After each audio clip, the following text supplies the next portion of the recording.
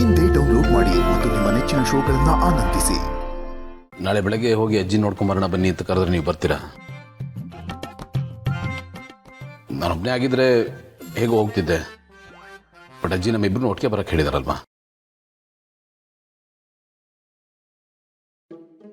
ಅದಕ್ಕೆ ಏನು ಮಾಡಬೇಕು ಅಂತ ನನಗೂ ಗೊತ್ತಾಗದೆ ದೇವ್ರ ಮೇಲೆ ಬರಕ್ಕೆ ಸುಮ್ಮನೆ ಇದ್ದೀನಿ.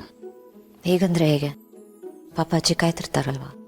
ಬಟ್ ಏನು ಮಾಡೋಕ್ಕಾಗುತ್ತೆ?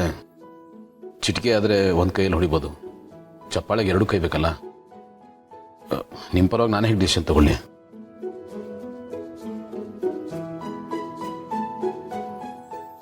ಆ್ಯಕ್ಚುಲಿ ನಾನು ಹೋಗ್ಬರೋಣ ಅಂತ ಅಂದ್ಕೊಂಡಿದ್ದೀನಿ. ಹಾಂ, ಹೋಗಿ ಬಂದರೆ ಆಯ್ತಲ್ಲ.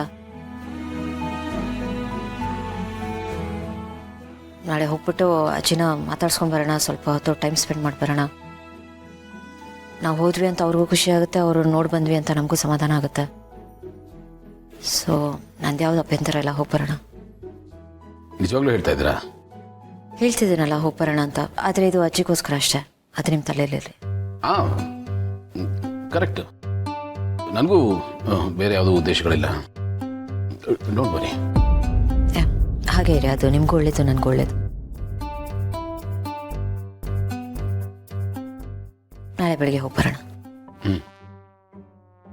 ಒಂದು ನಿಮಿಷ, ಇನ್ನೊಂದು ಇಂಪಾರ್ಟೆಂಟ್ ವಿಚಾರನೆ ಮರ್ತ್ಬಿಟ್ವಿ. ಏನು? ಅಜ್ಜಿ ಬರೀ ನಮ್ಮಿಬ್ಬರನ್ನಷ್ಟೇ ಅಲ್ಲ, ಮಕ್ಕಳನ್ನ ಕರ್ಕೊಂಬರಕ್ಕೆ ಹೇಳಿದ್ದಾರೆ. ಅವ್ರಿಗೆ ಏನು ಅಂತ ಹೇಳಿ ಕರ್ಕೊಂಡು ಹೋಗೋದು? ಹೌದಲ್ವಾ, ಅದ್ರ ಬಗ್ಗೆ ನಾನು ಯೋಚನೆ ಮಾಡಿಲ್ಲ. ಎಸ್, ನನಗೋಕೆ. ತಂತ್ರ ಆಡ್ಬೇಡ ಕಣೋ, ನಾವು ಇಷ್ಟಬೇಕು ಒಪ್ಕೋಬಾರ್ದು. ಅವ್ರನ್ನ ನಾವು ಸ್ವಲ್ಪ ಆಟ ಆಡ್ಸೋಣ ಅವ್ರ ಥರನೇ. ಹಂಗಂತ್ಯ? ಹ್ಞೂ, ಓಕೆ ಓಕೆ. ಮಕ್ಕಳನ್ನ ಹೇಗೆ ಮ್ಯಾನೇಜ್ ಮಾಡೋದು?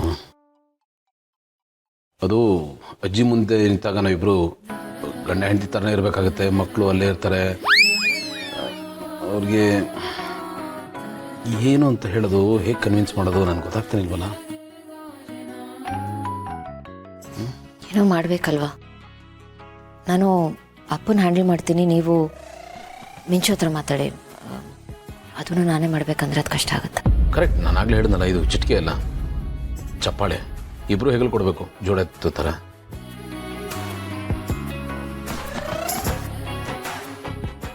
ಐಮ್ ಸಾರಿ, ಸುಮ್ಮನೆ ಹಾಗೆ ಫ್ಲೋನಲ್ಲಿ ಹೇಳಿದೆ. ಅಂದರೆ ಇಬ್ಬರು ಮ್ಯಾನೇಜ್ ಮಾಡಬೇಕು ಅನ್ನೋ ಅರ್ಥದಲ್ಲಿ ಹೇಳಿದೆ ಅಷ್ಟೇ. ಸರಿ, ನಾನು ಮಿಂಚು ಹತ್ರ ಮಾತಾಡ್ತೀನಿ. ಬರ್ತಾ ಇದ್ದಾರೆ.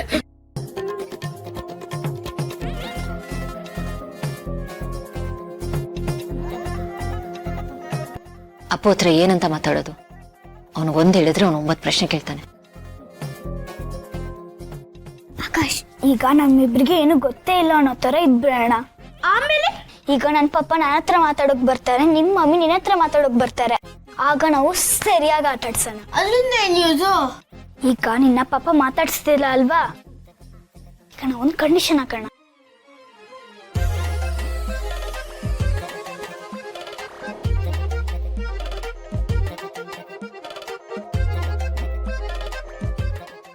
ಅರ್ಥ ಆಯ್ತಾ? Wow, super.